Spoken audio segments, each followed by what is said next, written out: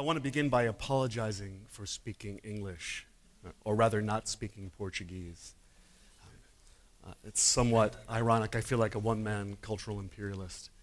But, but what I'm speaking about today is a very universal problem that transcends language. And I think that it can be spoken in sign language, frankly. So we all know that the T in TED is about technology, and I'm obsessed with technology. I'm a techno nerd. I love gadgets, and I'm particularly obsessed with mobile.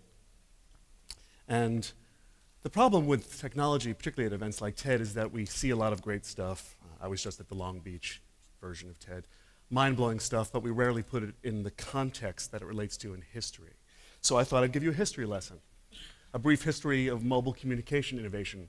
But don't worry, I'm an American, I have a very limited attention span, so I'm going to do this history lesson in 3 visual cliches. So it all started about 200 years ago. You've seen this image a million times. Not particularly interesting. A couple of kids talked to each other, and the audio wasn't that great. And maybe 200 years went by, and we got to this. You've all seen this cliche too. We needed an image to represent modernity for a master of the universe, and that happened to be a mobile device that was the size of your head. Fortunately, that isn't around much anymore, and now we've arrived at this. And this is the reigning visual cliche for mobile innovation at the moment, right? We all know what this means, we all know what this signifies, and I think that's a great thing, right? We've come along very fast, and we all know that we live in exponential times, that more has happened in the last 2 years than the previous 200 years. Things are rapidly proliferating in the mobile space. And what do we learn from this? We learn a lot of things that you've heard from the previous speakers, things that are far beyond my pay grade. But one thing I take away from this is that kids benefit from Moore's Law. Kids are actually benefiting from the rapid and exponential growth of mobile technology. So someone in this audience used the term edutainment before, the confluence of education and entertainment. And kids now, 4-year-olds to 14-year-olds, all have mobile devices. They also have smartphones. Right? So we've got this smartphone revolution, how tech is making kids smarter everywhere. A cover story in Fast Company. You all know the details, 175,000 apps alone on Apple, $1.2 billion in revenue. And what's fascinating about that is a meaningful percentage of those apps are education-based. While education apps account for only a sliver of iPhone sales now, it's still a pretty meaningful sliver. They could reach 20 to 25% in coming years, according to Businessweek. And don't take my word for it. What do I know? Many, many credible people are in the mobile ed space. This is Sesame Street. I hope Sesame Street is as profoundly important as it is in Brazil as it was in my childhood. Sesame Street is in the mobile education space now. Nokia and Pearson have a mobile learning institute, shaping the future of teachers and students through mobile technologies and 21st century skills. It's fantastic, isn't it? That's just a great thing. This is a new company that was just bought by the owner of Netflix called Dreambox Learning. Math opens doors for kids. Dreambox opens doors to math. Here's a little video that I think enjoyed a couple of million views on the web. It's a 3-year-old using an iPhone. I would have bought the image of my own 3-year-old. I couldn't figure out how to get into my presentation. But 3-year-olds can navigate smartphones now. And to me, this is the most profound thing that's happened in the last 100 years or so. Now, I don't know if anyone knows what this is, but that's Barbie. How many people have a Barbie doll in this audience? Just out of curiosity. There's no shame in that, okay. Unless you're a 48-year-old man. For me, Barbie, my daughter has some Barbies. Barbie is about basically teaching our daughters to be anorexic, blonde bubbleheads, right? But this is a real Barbie, and I had my colleagues white out what's around her, but this is Barbie, I Can Be Computer Engineer doll. This is real. I didn't make this up. It's a new Barbie that came on the market about 4 months ago. And what you don't see in this image is that Barbie has a laptop, she has a smartphone, she has a Bluetooth earpiece. Isn't this great? So now, instead of being a cocktail waitress, Barbie can be an engineer, she can be an app developer. It's fucking great. So again, don't take my word for it. Here's a quote from Sesame Street. Just as Sesame Street helped transform television into a revolutionary tool for learning among young children 4 decades ago, advances in mobile technologies are showing enormous untapped education potential for today's generation. So here's the good news. In the future, learning is going to be much, much more fun, unless you happen to be a student in the American inner city. That's not supposed to be funny, by the way. This is where the pivot changes. So what we're talking now about is the achievement gap and the digital divide. So the point I'm about to make is that the proliferation of technology, the amazing exponential growth of technology, and the way it's made education fun for a certain set is leaving another set behind at a rate unprecedented in human history. So cliche number 4, it sucks to be poor, especially if you're interested in getting an education. Now, we're talking about the United States of America right now. You have your own problems, but I think it might be interesting to illustrate our problems for a minute. We have a huge achievement gap in the States.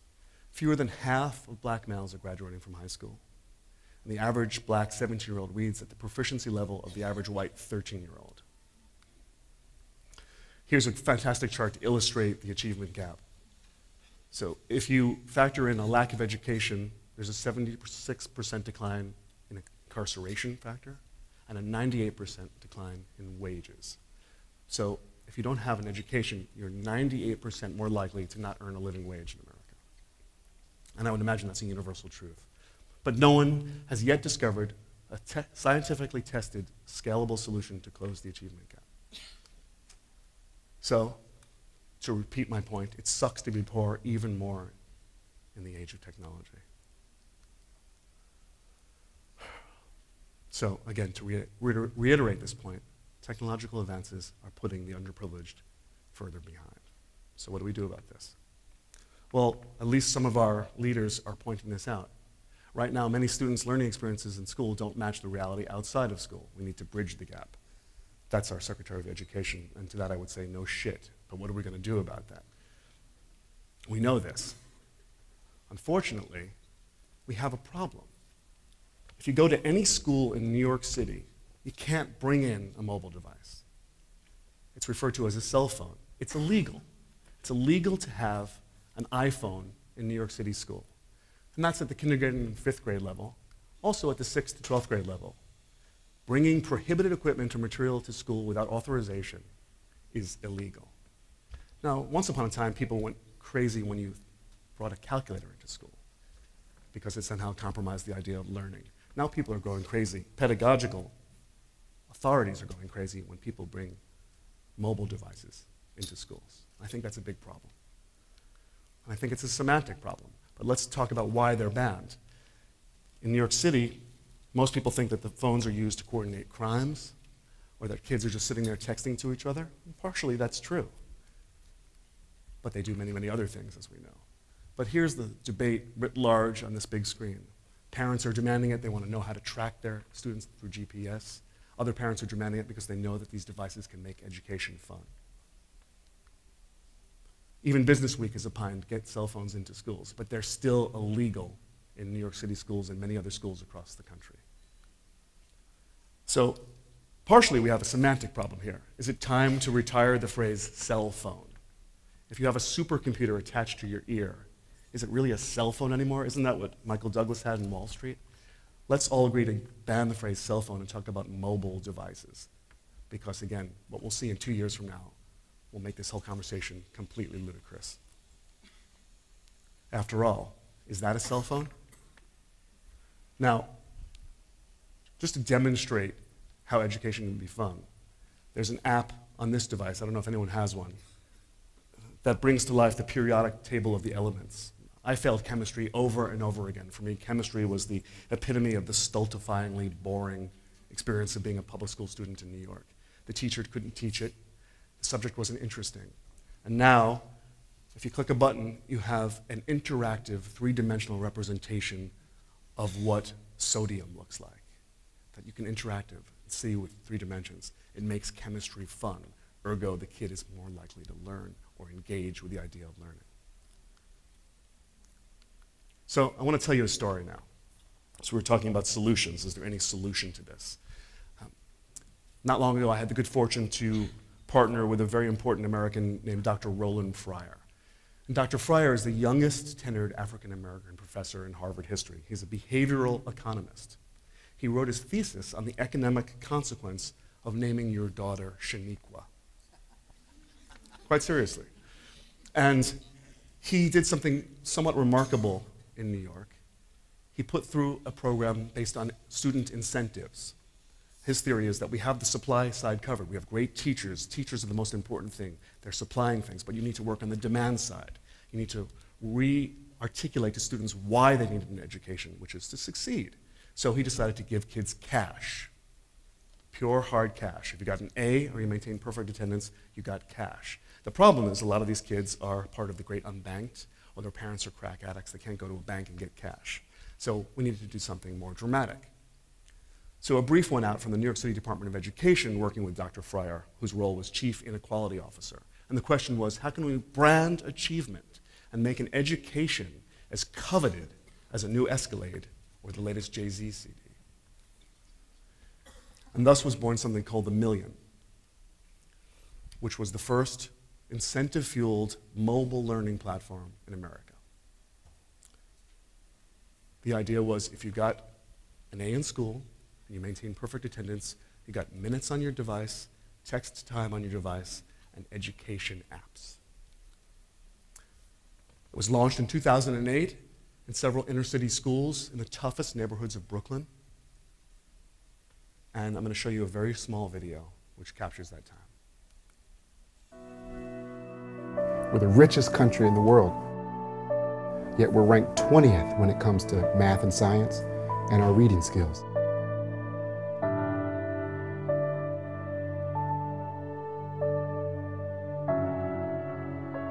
And black and brown kids here, they're worse off than any other kids in any other developed nation. To inspire students, we must reach them as never before by connecting with kids the same way they connect with each other. To meet this challenge, the Department of Education joined forces with Verizon Wireless to create the Million. The Million phone is free, but 100% incentive-based, whereby improved attendance, participation, homework, and grades are rewarded with airtime for phone calls, texting, music downloads, and more. Every 2 weeks, teachers distribute Million points based on each student's performance, reinforcing the connection between hard work and earned rewards. When I first heard about the Million program, I was excited and apprehensive at the same time. I was a little puzzled by the program, intrigued by the program, but the kids were just so excited.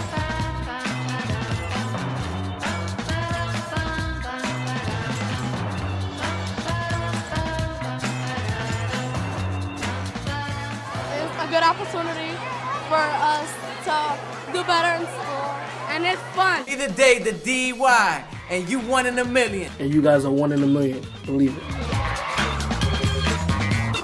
The city is moving ahead with what it calls its Million Motivation Campaign, a pilot program that officials hope will push kids to get serious about their education. So I'm going to just skip forward because I'm running out of time here.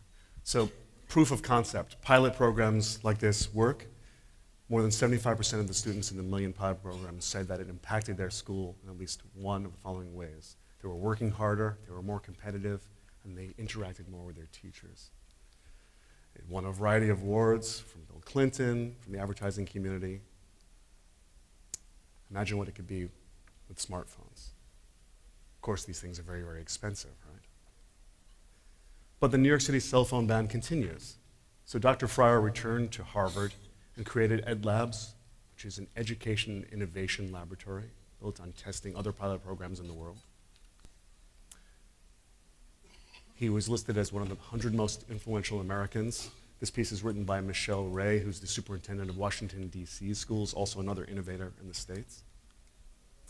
And this subject was the cover story in a Time magazine article just 2 weeks ago.